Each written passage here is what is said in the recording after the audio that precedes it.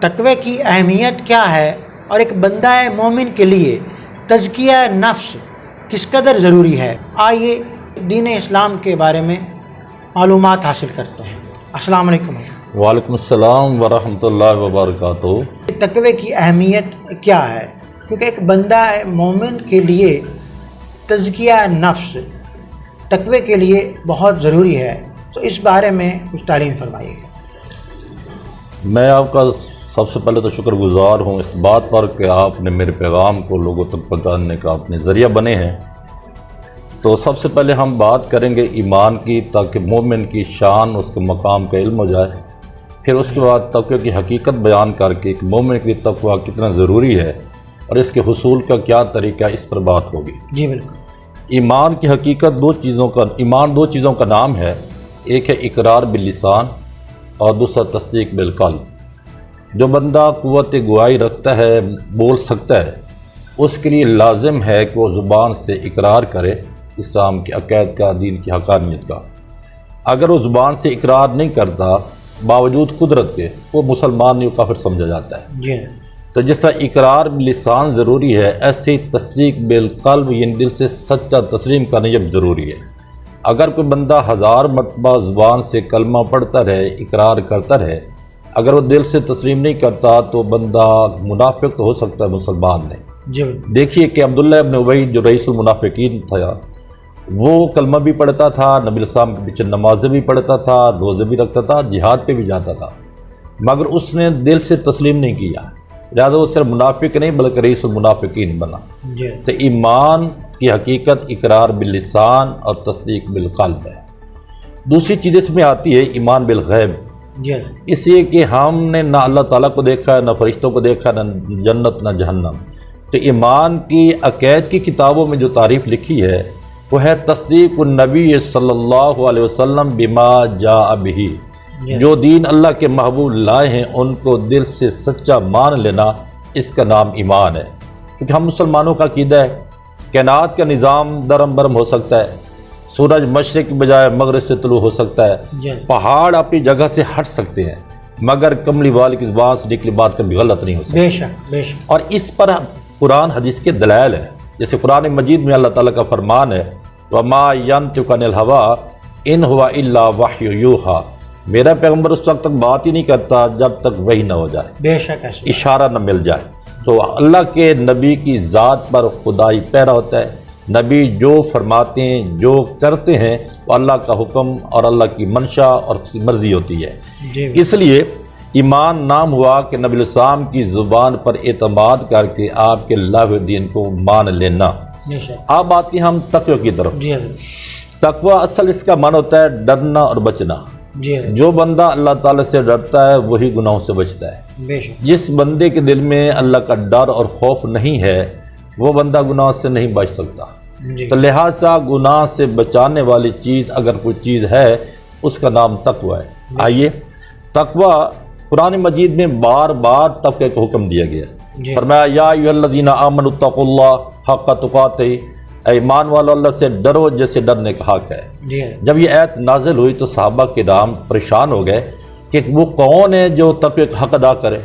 اللہ تعالیٰ نے پھر دوسری آیت میں فرمایا کہ یا ایھا الذین آمنوا اتقوا اللہ ما استطعتم، جتنا ڈر سکتے اتنا تو ڈرو، جی۔ یعنی اللہ سے ڈرنا ضروری ہے۔ جی۔ اسی علماء نے ایک بحث کی ہے کہ اگر لفظ اسلام کو کسی ایک لفظ سے، پورے دین اسلام کو اگر ہم ایک لفظ سے تعبیر کرنا چاہیں تو اس کا نام تقوی ہے۔ جی۔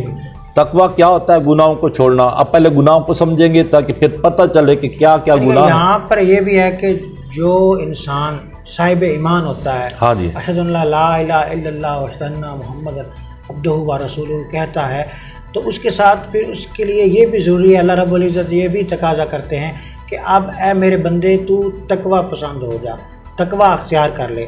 اور تقوی اختیار کرنے کے لیے تقوی کس قدر اہم ہے یہ جاننا بھی ضروری ہے۔ بالکل۔ اب ہم اس بات کی طرف آتے ہیں کہ تقوی کی اس کی عام فہم تعریف کیا ہو سکتی ہے۔ جی۔ تقوی اصل میں کہتے ہیں کہ گناہ سے بچنا۔ ایک خوبصورت تعریف جو ایک عارف باللہ نے کی ہے مجھے بہت اچھی لگی کہ آپ اس انداز سے زندگی گزاریں کل قیامت کے دن کوئی بندہ تمہارا گربان نہ پکڑے۔ جی۔ دوسرے لفظوں میں حقوق اللہ اور حقوق العباد کے ادا کرنے کا نام ہے۔ ہم جب اسلام کا خلاصہ بیان کرتے ہیں نا کہ پورے دین اسلام کا خلاصہ کیا ہے، ہم کہتے ہیں کہ اگر پورے دین اسلام کا خلاصہ 2 لفظوں میں بیان کرنا چاہیں تو وہ ہے حقوق اللہ اور حقوق العباد۔ اللہ کے حقوق بھی بندہ ادا کرے اور بندوں کے حقوق بھی ادا کرے، پورے دین ہے انہی 2 چیزوں کا نام۔ آئیے سیدنا فاروق اعظم رضی اللہ تعالیٰ عنہ نے ایک مرتبہ حضرت ابی ابن کعب رضی اللہ تعالیٰ عنہ صحابی رسول ہیں جن کی شان میں اللہ کے محبوب نے فرمایا اقراہم ابی، میرے صحابہ کی اس جماعت میں سب سے زیادہ قاری قرآن پاک کو خوبصورت انداز سے پڑھنے والے ابی ابن کعب ہیں۔ ان سے سیدنا فاروق اعظم نے پوچھا کہ یا ابی مت تقوی، یہ تقوی کیا ہے اے ابی؟ انہوں نے فرمایا کہ امیر المومنین پہلے مجھے یہ بتائیے کبھی آپ ایسے راستے سے گزرے ہیں جس کے دائیں بائیں کانٹے دار جھاڑیاں ہوں اور پورے راستے پر کانٹے بکھرے ہوئے ہوں؟ فرمایا ایسا تو کئی مرتبہ ہوا ہے۔ اچھا آپ پھر کیا کرتے ہیں، آپ کا کیا رویہ ہوتا ہے ایسے راستے سے گزرتے ہوئے؟ فرمایا کہ دامن سمیٹ لیتا ہوں اور قدم بچا کے رکھتا ہوں تاکہ نہ کوئی کانٹا پاؤں میں چبھے نہ کپڑوں کے ساتھ کوئی الجھے۔ فرمایا کہ اے امیر المومنین یہی تقوی ہے، پوری دنیا گناہوں سے کانٹوں سے بھری ہوئی ہے، دامن بچا کے گزر جاؤ۔ جی بالکل حضرت، تو گویا کہ گناہ سے بچنے کا نام تقوی ہے۔ مگر حضرت یہاں پر یہ جاننا بھی ضروری ہے کہ تقوی اختیار کرنے کے لیے یا تقوی کا پہاڑ بننے کے لیے تزکیہ نفس بھی تو کرنا ضروری ہے نا۔ اب آتے ہیں ہم اس بات کی طرف کہ نبی علیہ الصلوۃ نے صحابہ کرام کا تزکیہ کیسے فرمایا ہے۔ ایک چیز بڑی اہم ہے، اس کا سب سے بڑا اہم کام جو ہمیں آپ کی سیرت طیبہ اور آپ کی اسوہ حسنہ سے ہمیں ملتا ہے، آپ نے بندوں کا نا پہلے اللہ سے براہ راست تعلق جوڑا ہے، درمیان کے واسطے ختم کر دیے۔ چنانچہ قرآن مجید میں فرمایا اذا سالک عبادی انی فانی قریب، محبوب یہ میرے بندے اگر میرے بارے میں سوال کریں تو ہمارا خدا کہاں ہے، تو فانی قریب، میں تو قریب ہوں۔ اور دوسرے مقام پر اس قرب کو بیان کرتے ہوئے فرمایا نحن اقرب الیہ من حبل الورید، میں بندے کی شارک سے بھی زیادہ قریب ہوں۔ ایک تو یہ فرمایا کہ اللہ کی ذات قریب ہے، پھر اللہ تعالیٰ کا تعارف جو آپ نے کرایا قرآن مجید میں وہ اللہ تعالیٰ کی صفات اور ذات کا جو تعارف ہے کہ اللہ کی ذات خالق ہے، مالک ہے، رازق ہے اور وہ علی کل شیء قدیر ہے اور حاضر اور ناظر ہے۔ جب ایک بندہ یہ سمجھ لیتا ہے کہ میرا رب سمیع بھی ہے، میری باتیں سنتا ہے، میرا رب بصیر بھی ہے، مجھے دیکھ رہا ہے، اور اس کے لیے یہ یعنی انسانوں کی آنکھوں سے ہم چھپ سکتے ہیں مگر پروردگار کی آنکھ سے نہیں چھپ سکتے۔ اس لیے تو علماء نے کہا نا کہ اگر کوئی کالی رات میں کالے پہاڑ کے غار میں کوئی کالے رنگ کی چونٹی بھی چل رہی ہے، اللہ اس کو بھی دیکھ رہا ہوتا ہے۔ 70 پردوں میں بندہ چھپ جائے تب یہ اللہ تعالیٰ اس کو دیکھتے ہیں۔ تو جب بندے کا یہ اعتقاد اور یقین بن جاتا ہے کہ میرا رب مجھے دیکھ رہا ہے اور وہ میرے ہر عمل کو جانتا ہے بلکہ میرے دل کے راز تک سے وہ واقف ہے، تو پھر بندہ ایسا قدم نہیں اٹھاتا جس سے اللہ تعالیٰ کے حکم کی خلاف ورزی ہو یا اللہ کی ناراضگی کے وہ سبب بنے۔ تو گویا کہ یہ جو احساس ہے نا کہ میرا رب مجھے دیکھ رہا ہے، میرا رب میرے ساتھ ہے، میرا رب یعنی وہ میری باتیں سن رہا ہے، تو یہ چیزیں جب پیدا ہوتی ہیں نا تو پھر انسان کے لیے گناہ کرنا مشکل ہوتا ہے۔ ہم دیکھتے ہیں یار ایک چھوٹا سا بچہ دیکھ رہا ہو نا، ہاں کوئی بندہ اس کے سامنے کوئی غلط کام نہیں کرتا، حالانکہ بچے نے اس کا کیا بگاڑ ڈالنا ہے، لیکن وہ سمجھتا کہ یہ کسی کو بتا تو سکتا ہے۔ لیکن جس رب کے بارے میں ہمارا اعتقاد ہو کہ میرا رب علی کل شیء قدیر بھی ہے، فعال لما یرید بھی ہے، ان بطش ربک لشدید، تو جب اللہ کی پکڑ بڑی سخت ہے، یہ ساری چیزیں ایک بندہ جانتا ہو تو بھلا پھر وہ گناہ کیسے کر سکتا ہے؟ کچھ اعمال بھی تو ایسے ہیں، بلکہ بہت سے اعمال ایسے ہیں جو کرنے سے انسان کا تقویٰ نفس ہوتا ہے، آئیے تقویٰ پیدا ہوتا ہے۔ ہم یہ دیکھا ہے کہ جتنا بھی اسلام کا پوری نظام عبادت ہے نا، اس کا بنیادی مقصد ہی تقویٰ ہے۔ آئیے چند ایک آیات سماعت کر لیجئے۔ قرآن مجید میں سورۃ بقرہ میں اللہ تعالیٰ نے پوری انسانیت کو مخاطب کیا، یا ایھا الناس اعبدوا ربکم، اے انسانوں اپنے رب کی عبادت کرو، الذی خلقکم، جس نے تمہیں پیدا کیا، والذین من قبلکم، اور ان کو جو تم سے پہلے تھے، تمہارے آباء و اجداد، ان کو بھی پیدا کیا۔ یہ اس رب کی عبادت کرو جو تمہارا اور تمہارے آباء و اجداد کا خالق ہے۔ کیوں کریں؟ لعلکم تتقون، تاکہ تمہارا تقویٰ پیدا ہو جائے۔ یہ آیت نے بتا دیا کہ عبادات کا بنیادی مقصد ہی تقویٰ ہے۔ لیکن ہم انفرادی طور پہ بھی دیکھتے ہیں کہ قرآن مجید میں نماز ہے، روزہ ہے، ان کا جو منشا مقصد بتایا گیا وہ بھی تقویٰ ہے۔ مثلا نماز کے بارے میں فرمایا ان الصلاۃ تنہا عن الفحشاء والمنکر، بے شک نماز بے حیائی اور برائی سے روکتی ہے۔ بے شک ادھر روزے کے بارے میں فرمایا یا ایھا الذین آمنوا کتب علیکم الصیام کما کتب علی الذین من قبلکم لعلکم تتقون، اے ایمان والو تمہارے پر روزے فرض کیے گئے، صرف تمہارے پر بھی فرض نہیں، پہلی امتوں پر بھی روزے فرض تھے، کیوں؟ لعلکم تتقون، تاکہ تمہارا اندر تقوی پیدا ہو جائے۔ اس پر ہم دیکھتے ہیں کہ یہ نماز کیسے تقوی پیدا کرتی ہے یا روزے سے کیسے تقوی پیدا ہوتا ہے، اس کی مثال ہم بتاتے ہیں۔ دیکھیے جب آپ گرمی کا موسم ہو، آپ نے روزہ رکھا ہوا ہو اور آپ اکیلے کمرے میں بیٹھے ہوئے ہوں اور آپ کو بھوک بھی لگی ہوئی ہو، پیاس بھی لگی ہوئی ہو، فریزر میں بہترین ٹھنڈے مشروبات بھی موجود ہوں، ماکولات بھی پڑے ہوں، فروٹ بھی موجود ہوں، تو دروازہ بھی بند ہو، کنڈی بھی لگی ہوئی ہو، آپ اس تنہائی میں اور خلوت میں بھی نہ کوئی چیز کھاتے ہیں نہ کوئی چیز پیتے ہیں، جب کہ کوئی آپ کو دیکھ نہیں رہا، لیکن آپ سمجھتے ہیں کہ جس ذات کے لیے میں نے روزہ رکھا ہے نا وہ ذات مجھے دیکھ رہی ہے، لہذا تنہائی میں بھی آپ نہ کوئی چیز کھاتے ہیں اور ایسا کوئی کام نہیں کرتے جو روزے کے منافی ہو۔ تو یہ پریکٹس ہے پورا رمضان کا مہینہ کہ ہم محتاط ہو جاتے ہیں، یہ ہمارا رب دیکھ رہا ہے، مخلوق دیکھے یا نہ دیکھے، ہمارا رب دیکھ رہا ہے، ہمارا اللہ دیکھ رہا ہے، تو ہم ایسا کام نہیں کرتے جو روزے کے منافی ہو۔ تو یہی پریکٹس آہستہ آہستہ انسان کے اندر تقوی پیدا کر دیتی ہے۔ یہ صرف ماہ رمضان ہی نہیں ہے بلکہ ہمارے اسلاف اور رسول اکرم صلی اللہ علیہ وآلہ وسلم خود بھی پوری زندگی سوموار اور جمعرات کا روزہ رکھتے رہے۔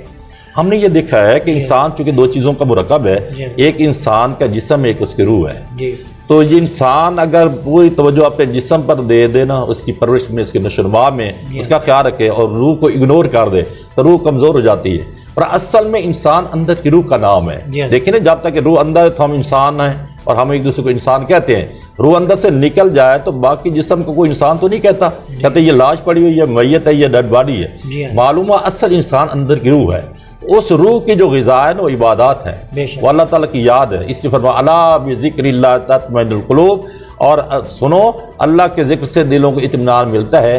لیکن ذکر کا جو لفظ ہم نے بولا نا، اس سے صرف مراد یہ اللہ کا ذکر نہیں ہے، ہر شریعت کا حکم جس پر ہم عمل پیرا ہوتے ہیں وہ ذکر اللہ میں داخل ہے، کیونکہ اللہ میں یاد ہوتا ہے نا کہ یہ اللہ کا حکم ہم پورا کر رہے ہوتے ہیں۔ اور اس طرح جو روزہ ہے وہ تمام عبادات کا مجموعہ ہے جس میں ہم زبان سے جھوٹ نہیں بول سکتے۔ جی روزے کے آداب میں جس امام غزالی نے بڑی خوبصورت بات فرمائی نا کہ روزہ صرف بھوکے رہنے کا نام تھوڑا ہے، روزہ آنکھ کا بھی ہے کہ ہم بد نظری سے بچ جائیں، روزہ زبان کا بھی ہے کہ ہم جھوٹ بولنے سے اور غیبت کرنے سے اور کسی کی دل آزاری کرنے سے جیسے گناہوں سے اجتناب کریں، روزہ کانوں کا بھی ہے کہ غلط مسموعات ہم نہ سنیں، اور اس طرح روزہ ہاتھ اور پاؤں کا ہے کہ ہماری ذات سے، ہاتھ اور پاؤں سے کسی کو تکلیف نہ پہنچے، حتیٰ کہ پیٹ کا روزہ یہ ہے کہ حرام لقمہ ہمارے پیٹ میں نہ جائے۔ اور اینڈ پر بڑی خوبصورت امام غزالی نے بات لکھی کہ روزہ رکھنے کے بعد روزے کے قبول ہونے کی امید بھی رکھو اور رد ہونے کا خوف بھی تمہارے دل میں ہونا چاہیے، تاکہ تکبر اور غرور پیدا نہ ہو کہ میں نے روزہ رکھ لیا۔ تو اس طرح جو نفلی روزے ہیں وہ تمام عمر جو لوگ رکھتے ہیں، حدیث شریف میں آتا ہے، ہاں حدیث شریف میں آتا ہے کہ کچھ عبادت تو فرض کے درجے میں نا، جو نفلی عبادات ہیں حدیث میں آتا ہے کہ بندہ نوافل کے ذریعے اللہ کا قرب حاصل کرتا ہے۔ تو نوافل میں صرف نفلی نمازیں بھی آتی ہیں، نفلی روزے بھی آتے ہیں، اس سے نفلی صدقات خیرات بھی آتے ہیں، تو نوافل کے ذریعے بندے کو اللہ کا قرب حاصل ہوتا ہے۔ یہ ایک اضافی عبادت ہے، بندہ دیکھتا ہے کہ یہ چیز میں نے فرض تو نہیں کی، اللہ تعالیٰ فرماتے ہیں، لیکن پھر بھی بندہ میرا قرب حاصل کرنے کے لیے اور اپنی وفا کو ثابت کرنا چاہ رہا ہے تو اللہ تعالیٰ اس کو اور عطا فرماتے ہیں، اس کے مقربین میں شامل کر لیتے ہیں۔ تو پھر حضرت یہ ثابت ہوا کہ نفلی روزے جو ہیں اگر ایک انسان اپنی زندگی میں رکھتا چلا جائے تو اس کے اندر نمایاں تبدیلی اس کی شخصیت کے اندر آنا شروع ہو جاتی ہے۔ لازمی بات ہے کہ یہ دیکھو نا، ہم نے یہ دیکھا یہ جو مجاہدات ہیں نا، یہ انسان کی روح کو نا پروان چڑھاتے ہیں، اس سے روح کو تقویت ملتی ہے اور روح اپنے اصل مرکز کی طرف جو گویا کہ وصل حاصل کرتی ہے اور متوجہ ہوتی ہے۔ اور جب ہم آپ مجاہدات کر کے یعنی بھوک اور پیاس برداشت کرتے ہیں، روزہ رکھتے ہیں، اس وقت روح کو نہ پروان چڑھنے کا یا پرواز کرنے کا موقع مل جاتا ہے۔ اس لحاظ سے ہم نے یہ دیکھا تمام مذہب کے لوگ جو اس طرح کے وہ روزے اور رکھتے ہیں اور مجاہدے کرتے ہیں، وہ اپنے مذہب میں اس کو ضرور بھی سمجھتے ہیں اور اپنی روح کی تسکین کا اس کو بیس بھی سمجھتے ہیں، بلکہ کمالات کو حصول کا ذریعہ سمجھتے ہیں۔ ہمارے نزدیک تو ایمان کے بغیر کمالات حاصل نہیں ہو سکتے، لیکن تاہم اپنے مذہب کے مطابق وہ لوگ بھی اس طرح کے خصوصاً ان کے جو مذہبی لوگ ہوتے ہیں وہ یہ ریاست کرتے ہیں، اس میں روزہ شرط ہے ان کے اندر۔ تو اس طرح پھر یہ ثابت ہوا کہ تزکیہ نفس کے بغیر ایمان کی حلاوت حاصل کرنا جو ہے وہ ممکن نہیں۔ اب آئیے ایک بات بڑی اہم ہے کہ لفظ تزکیہ جو نفس استعمال ہوا ہے اس کو ہم سمجھ لیں پہلے۔ دیکھو تزکیہ کے ساتھ لفظ نفس آتا ہے، جی اور یہ تزکیہ کرنا یہ نبی الاسلام کے فرائض رسالت میں شامل ہے۔ جی قرآن مجید میں کہ لقد من اللہ علی المؤمنین، بے شک اللہ نے مومنوں پر احسان کیا، اذ بعث فیہم رسولا من انفسہم، ایک رسول بھیجا جو انہی میں سے ہے، یتلو علیہم آیاتہ، ایک تو قرآن کی آیتیں پڑھ کے سناتا ہے، آگے فرمایا وَیُزَکِّیہم، اور ان کا تزکیہ کرتا ہے، وَیُعَلِّمُهُمُ الْکِتَابَ وَالْحِکْمَہ، اور کتاب اور حکمت کی تعلیم دیتا ہے۔ یہاں جو بات ہے کہ یہ ایک باقاعدہ تزکیہ فرائض رسالت میں شامل کر کے طریقہ کار بھی بتا دیا کہ وہ اللہ کا پیغمبر اور اللہ کا رسول مومنوں کا تزکیہ کیسے کرتا ہے، کتاب و حکمت کی تعلیم سے۔ اسی علماء نے لکھا کہ سب سے بہترین طریقہ جو ہے تزکیہ کا وہ قرآن مجید کو فہم کے ساتھ، تدبر کے ساتھ سمجھ کر پڑھنے سے حاصل ہوتا ہے۔ کیوں؟ اس لیے کہ ہمارا ایمان قرآن ہی کی وجہ سے بنتا ہے، کیونکہ اللہ کا تعارف صحیح معنی میں تو اللہ کے نبی نے قرآن کے ذریعے کروایا نا۔ تو اللہ تعالیٰ کا خالق مالک رازق یہ ساری صفات جو ہم مانتے ہیں اور اس کا پورے قرآن پاک میں پڑھتے ہیں، اس میں مزید ہمارا ایمان بڑھتا چلا جاتا ہے قرآن کی تلاوت سے۔ جیسے قرآن مجید میں اس کی وضاحت بھی ہے، اذا تلیت علیہم آیات زادتہم ایمانا، جب ایمان والوں کے سامنے قرآن کی آیات پڑھی جاتی ہیں تو ان کے ایمان میں اضافہ ہو جاتا ہے۔ تو قرآن مجید کے ذریعے اللہ کا تعارف نصیب ہوتا ہے، اللہ کی پہچان ہوتی ہے، اللہ کی معرفت ہوتی ہے، پھر اس کے ساتھ ساتھ اس کے احکام کا پتہ چلتا ہے، کن کاموں سے پروردگار راضی ہے، کن کاموں سے ناراض ہے، گناہ کیا ہے، ثواب کیا ہے۔ اس کا چونکہ منبع احکام تو قرآن ہے، اس سے قرآن مجید کے احکام سے آگاہی ہوتی ہے، پھر بندے کے لیے اللہ تعالیٰ کی مرضی اور منشا کے مطابق زندگی گزارنا آسان ہو جاتا ہے۔ پہلی چیز تو یہ ہوئی کہ قرآن مجید۔ اب آئیے علماء نے قرآن و سنت کی روشنی میں تزکیہ کے بارے میں فرمایا کہ 3 چیزوں کا نام تزکیہ ہے۔ سب سے پہلے عقائد کی اصلاح ہونی ضروری ہے، عقائد باطلہ سے انسان بچ جائے اور عقائد صحیحہ اپنا لے، اختیار کر لے۔ تو لہذا عقائد کے بارے میں پوری وضاحت قرآن پاک میں موجود ہے، لہذا جو بندہ قرآن مجید کو تفصیل سے پڑھے گا، سمجھ کر پڑھے گا تو اس کے عقائد کی بالکل اصلاح ہو جائے گی۔ یقیناً اللہ تعالیٰ کی الوہیت وحدانیت توحید پر پورا یقین ہوگا، اور شرک کی تمام اقسام سے وہ ضرور اجتناب اور بچے گا، کیونکہ اسے یہاں پہ حضرت ایک چیز جو شرک سے ہے وہ عموماً یہ اسٹڈی کرنے سے بھی پتہ چلتا ہے کہ ویسے تو ڈائریکٹ قرآن پاک میں اللہ رب العزت نے مومنوں سے، رسول اکرم صلی اللہ علیہ وسلم کی امتیوں سے ڈائریکٹ کسی بھی قرآن پاک کی ایک آیت مبارکہ سے بھی مخاطب ہو کر یہ نہیں فرمایا کہ اے مومنوں شرک سے بچو، لیکن اس کے باوجود بھی ہم کس اینگل سے جو ہے وہ اشارتاً شرک سے بچنے کی کوشش کریں اور اللہ رب العزت کے احکامات کے مطابق زندگی گزاریں۔ دیکھیں نا قرآن مجید میں کون سا ایسا پیج اور صفحہ ہے جس پر توحید کا بیان نہ ہو، اور خصوصاً سورۃ اخلاص قل هو اللہ، یہ تو بالکل عقیدہ توحید کو بیان کرنے کے لیے نازل کی گئی ہے، اور اللہ تعالیٰ کو اپنی توحید پسند بھی ہے، اور انبیاء کا سب سے پہلا جو سبق تھا وہی یہی تھا کہ قولوا لا الہ الا اللہ، اللہ کے سوا کوئی معبود نہیں ہے۔ یہ ہر پیغمبر کے جو کلمے کا پہلا حصہ تھا وہ لا الہ الا اللہ، باقی آگے پیغمبر کی اپنی رسالت کا بیان تھا۔ ایک تو ان کا سب دعوت کا پہلا نقطہ وہ توحید ہے، اس لیے عقیدہ توحید جب بندہ اپنا لیتا تو شرک کی خود بخود نفی ہو جاتی ہے۔ ایک بات۔ نمبر 2 میں بتا رہا تھا کہ عقائد کی اصلاح کا نام یہ تزکیہ نمبر 1۔ نمبر 2 اعمال کی اصلاح ہے کہ کون سے اعمال کرنے ہیں کون سے نہیں کرنے، تو اعمال صالح اختیار کرنے اور اعمال کبیحہ سے اجتناب کرنا ہے، برے اعمال گناہوں کو چھوڑنا ہے، یہ اعمال کی اصلاح ہو جائے گی۔ اس کے بعد ہے اخلاق عادات کی اصلاح، انسان کے اخلاق درست ہو جائیں، انسان کے اندر سے تکبر نکل جائے، حسد نکل جائے، کینہ نکل جائے، ریاکاری نکل جائے، اس کے مقابلے میں تواضع، شکر، اخلاص، للہیت، یہ چیزیں بندے کے اندر پیدا ہو جائیں تو وہ بندے کا تزکیہ ہو جاتا ہے۔ اس لیے تزکیہ 3 چیزوں کا نام عقائد کی اصلاح، اعمال کی اصلاح اور اخلاق کی اصلاح، اور اس کا بہترین نصاب قرآن مجید ہے۔ حضرت آخر میں آپ سے یہی بات ڈسکس کرنا چاہوں گا کہ رسول اکرم صلی اللہ علیہ وآلہ وسلم کی حیات مبارکہ میں جب کافر دائرہ اسلام میں داخل ہوتے تھے اور رسول اکرم صلی اللہ علیہ وآلہ وسلم کے دست بیعت ہوتے تھے تو کلمہ توحید پڑھنے سے اور رسالت کا اقرار کرنے سے ان کے اندر وہ تمام تر خرافات جو ہیں منفی ہو جاتی تھی، جو عقائد اور خرافات جو ہیں وہ کفر کے زمانے میں ان میں رہی ہیں۔ تو اس کے بعد تو وہ آقا صلی اللہ علیہ وسلم کے سچے اور پکے امتی بن کر رہتے اور کرتے. تو یہ جو ہمارے اندر عقائد کا مسئلہ ہے، اور اب یہ تقریباً کوئی 14ویں 15ویں یا 20ویں صدی کے بعد یہ معاملات بڑھے، کیا یہ اسکول آف تھاٹ کا فیلئر نہیں ہے؟ بنیادی طور پر یہ ہے کہ اصل میں جو ایک بات ہمارے کابرین میں اس کی نمایاں شخصیت ہے حضرت مولانا محمود الحسن المعروف شیخ الہند رحمہ اللہ تعالیٰ نے، انہوں نے ایک جو بات فرمائی وہ مجھے بے چین کر دی ہے. انہوں نے فرمایا کہ اس وقت امت کے جو زوال اور انحطاط کا جو سبب ہے وہ دو چیزیں ہیں. ایک تو اس قرآن سے امت کے انحراف اور اعراض ہے، وہ امت قرآن سے دور ہو گئی ہے. دوسرا فرمایا آپس کا جو اختلاف ہے نا، اس سے امت کا بیڑا غرق کر دیا ہے، تباہی کا باعث اختلاف ہے. پھر فرماتے جب جزیرہ مالٹا سے واپس آئے نا کہ میں وہاں سے عہد لے کے آیا ہوں کہ ایک تو امت کا تعلق قرآن سے جوڑیں گے، بچوں کے لیے مکاتب مدارس بنائیں گے، بڑوں کے لیے 10 قرآن کے حلقے لگائیں گے تاکہ قرآن کے پیغام سے احکام سے آگاہی ہو سکے، اور آپس کے اختلاف کو کسی صورت میں ہم برداشت نہیں کریں گے. یہ سامراجی قوتوں کا ایک آلہ ہے، طریقہ کار ہے، ڈیوائڈ اینڈ رول، ان کو لڑاؤ اور حکومت کرو. اس لیے ہم اس اختلاف کو کسی قیمت میں ذاتی طور پر بھی پسند نہیں کرتا. لوگوں کو خالص مثبت دین کی طرف لانا چاہیے اور ان کے اندر صفوں میں اتحاد پیدا کرنا چاہیے. میں اس چیز کا قائل ہوں. حضرت بہت شکریہ، آپ نے وقت دیا. ناظرین، علامہ ذوالفقار نقشبندی صاحب کے اس پروگرام اور میسیج سے ہمیں یہ بات ثابت ہوئی ہے کہ تزکیہ نفس ایک مومن کا حسن ہے، اور تزکیہ نفس جو ہے وہ روزہ اور قرآن پاک کی اسٹڈی اور رسول اکرم صلی اللہ علیہ وآلہ وسلم کے بتائے گئے احکامات کے مطابق اپنی زندگی گزارنے کا نام ہے. انہی الفاظ کے ساتھ اپنے میزبان آصف اقبال کو اجازت دیجیے. اللہ نے کے بعد.